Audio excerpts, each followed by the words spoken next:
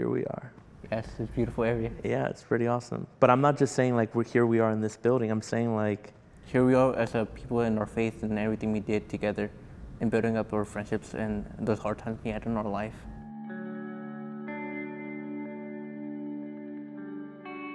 how long has it been? Like 10 years. Really? That long? Look, you're about to be 18. When I came into the fold of this whole thing, I was 18 too. Surprising for both of us when we came so far to today,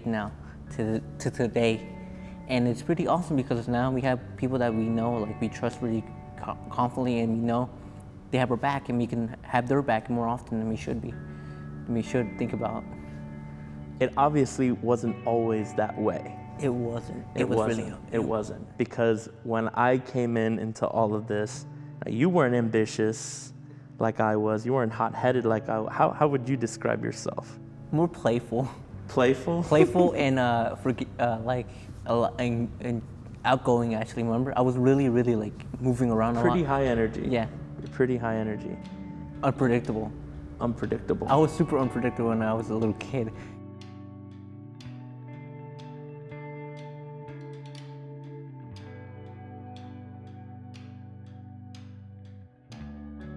I want to talk through the middle part, right? There were groups of people and there were programs that helped you see what was always there, but you couldn't see.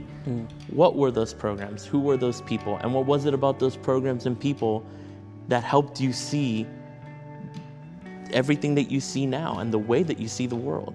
Your dad, I met your dad at church, and then Miss Stutzman actually came. She was in my school. She was my first teacher. So Miss Jackson and Miss Stutzman were probably your closest teachers. Miss Jackson later on came to our church, remember? Miss Jackson now does serve at our church. Let's talk about church. That's where you met Pastor Stephanie, Miss Stephanie, who was your children's pastor. You met Pastor Minor, Pastora Isis there. Yeah, Pastora Isis is actually also one of the people that I also saw, looked up to as well, because as a role model. And you were one of the people that went like, dude, grow up. And then you showed me no, you said it in your own way, remember? Yeah. You told me grow up, and I went I thought about it. That's when I started to think about the people I hang around with, the people that had bad, I hanged out with that showed me how to act bad and all. I started to lose them slowly by high school. After I got to this 10th or 11th grade, you saw my grades went up. I left all of them and I started to be myself and improve myself in general. And I have you guys for it because you guys supported me in those moments when I went through some real hard stuff that you were just there going bro, keep it up. You got this forward, keep moving forward, and you pushed me forward, and here I am now. Yes, you are, man. God, that's my boy. I think you seeing us grow in our faith all this time, not just us, even the adults, but the friends that you met along the way, I think being in an environment where you saw our faith growing kind of inspired you. Grow in certain aspects, yes, actually. Because part of me went I want to be like that. I want to keep growing. But the other part of me that I accepted more often was no, just keep being your lackluster self. But when I did finally understand that part of me that goes grow in the faith, that's when I started to win oh my God, I can keep growing each hour in understanding this moment. So right now, that I'm even still growing in certain aspects that I don't understand very well, but I'm trying to understand to get better at it. Let me ask you another silly question. Go for it, fam. Where do you think you would have been without the support, without the village that just embraced you? Like a bully, maybe a person that drops out or doesn't care about education or cares about what I am anymore. Be one of those type of kids, the delinquent, is that correctly? Yeah, delinquent? Yeah, I would be a delinquent, a really bad delinquent that maybe would die, if I did something really stupid. Maybe would be dead right now, or maybe not be in the mental hospital for a while, because I would be I won't have a grasp of understanding what I do and all that. Silly question part 2. Where are you now because of the support you've gotten? I'm actually in a really good, safe environment that I have really really good trust, and I can understand and be open with you guys. And you guys were there with me when you're one of the people that when I do open up, you understand very well, and you can also you can also help me, you can kind of push me to open up to Trisha and all of my other friends slowly by slowly. You're there when I need you and all that.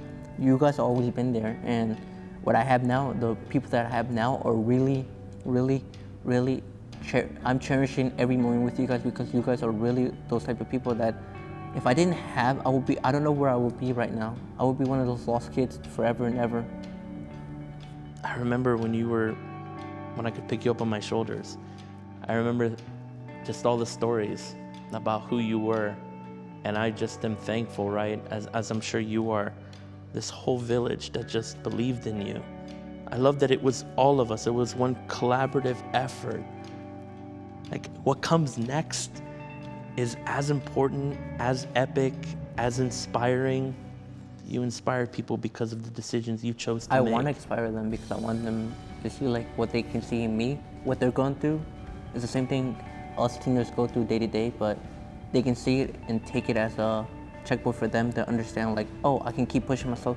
I need to find the right people or the right crew that I can be with that can help them build up. But at the same time, I want them to check themselves, like see like who they are as an individual. Like what makes them happy? What gives them like that thrill? I think thrill, like a good emotion that they can keep forever and go like each time they can recall it and go like, this was one of the moments I really cherish forever and ever.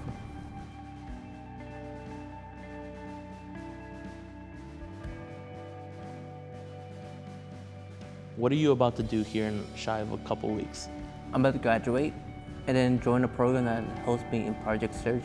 It's a checkpoint for me to see like what I like and what I dislike. It's like a little job opportunity that can give me. I won't get paid, but it will give me hands-on experience to see like, do I like this job that I'm really thinking about going for college or not? It makes me think a lot of things and all that. So proud of how far God has taken both of us. And you know what the best part is for me? There's still more coming. There's still more coming. We're not even done yet. Yay. I don't say this enough. I'm proud of you, man. Thanks, and man. I love you. Thanks. I also too, I cherish you as a brother, as also a big person I look up to as well in certain aspects of your life. Yeah. Thanks, Thanks, man. Yeah.